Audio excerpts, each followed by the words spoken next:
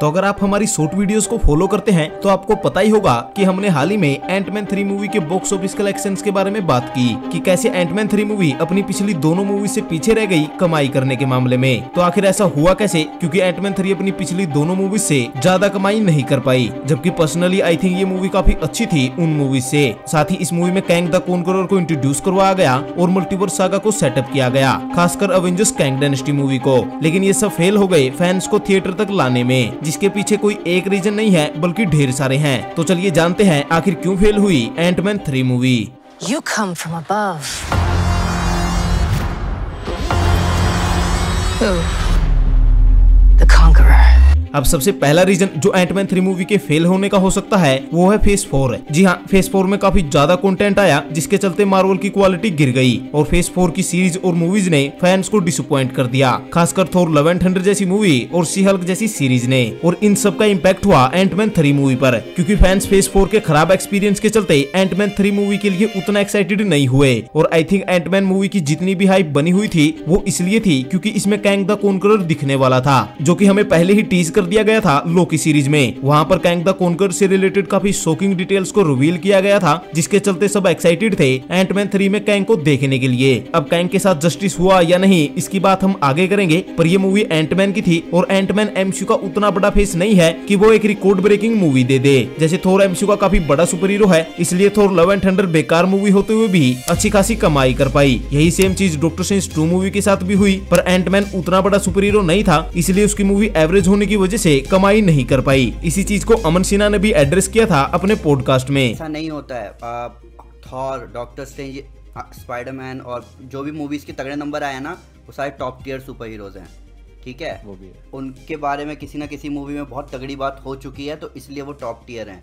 Ant-Man Marvel के लिए Gamble था, उनको लग रहा था कि ये टॉप टियर सुपर हीरो है, Antman top tier superhero नहीं है। वेल ये सब ठीक है, पर ऐसा नहीं है कि एवरेज मूवी अच्छे कलेक्शन नहीं कर सकती। कैप्टन मार्वल नया चेहरा था और उसकी मूवी भी एवरेज थी, पर फिर भी उसने अच्छी कमाई की, वो भी 1 बिलियन की। पर एंटमैन 3 मूवी ऐसा नहीं कर पाई, क्योंकि पहले तो जैसे हमने बात की कि फेज 4 की वजह से फैंस उतने एक्साइटेड नहीं थे इस मूवी के लिए। साथ ही मार्वल की मार्केटिंग भी फैंस की एक्साइटमेंट को कभी कभी कम कर देती है, क्योंकि बहुत सारी चीजें स्टूडियो यूट्यूब पे ही रिवील कर देता है अपने टीवी स्पॉट और ट्रेलर्स में। साथ ही इस मूवी के साथ लीक की भी प्रॉब्लम हुई। एंटमैन 3 मूवी की पूरी स्क्रिप्ट लीक हो गई थी रेडिट पर, जो भी एक वजह हो सकती है कि इस मूवी ने कम कलेक्शन की। हालांकि थिएटर का एक्सपीरियंस अलग ही होता है, चाहे आपको स्टोरी पता हो। लेकिन मार्वल ने लास्ट ईयर ढेर सारा कंटेंट रिलीज किया था, तो मार्वल फैंस में वो एक्साइटमेंट नहीं थी कि वो एमसीयू से रिलेटेड कुछ है काफी टाइम बाद देख रहे हैं। एमसीयू की फेज 4 ने मूवीज और सीरीज का बुफे लगा दिया, इसलिए फैंस उतने एक्साइटेड नहीं हुए जितने वो पहले हुआ करते थे, खासकर पैसे लगाकर थिएटर में देखने के लिए। इसलिए फैंस मूवीज का डिज्नी प्लस पर आने का वेट करते हैं, जो कि कुछ लंबा वेट भी नहीं होता, इसलिए मूवीज के कलेक्शन इतने इंप्रेसिव नहीं होते।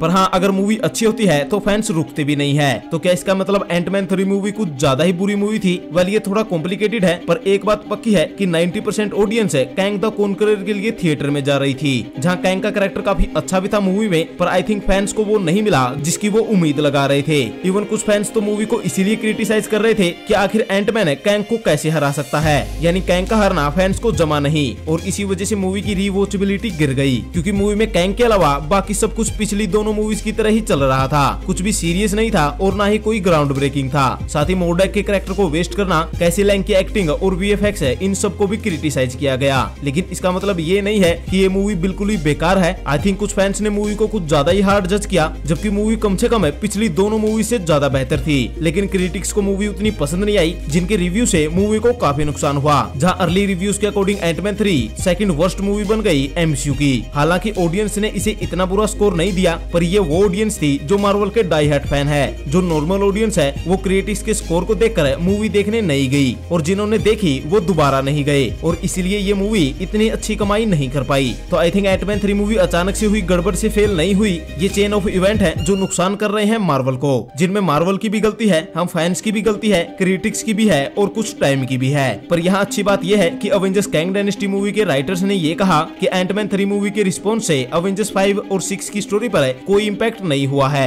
यानी ये तो सच है कि मार्वल कोई छोटी मोटी बात नहीं है, बिकॉज हम मार्वल की ऐसी मूवी की भी बात कर रहे हैं जो फेल हो गई अपने बॉक्स ऑफिस पर, लेकिन ये मूवी हमेशा मास्टरपीस रहेगी हर मार्वल फैन के लिए।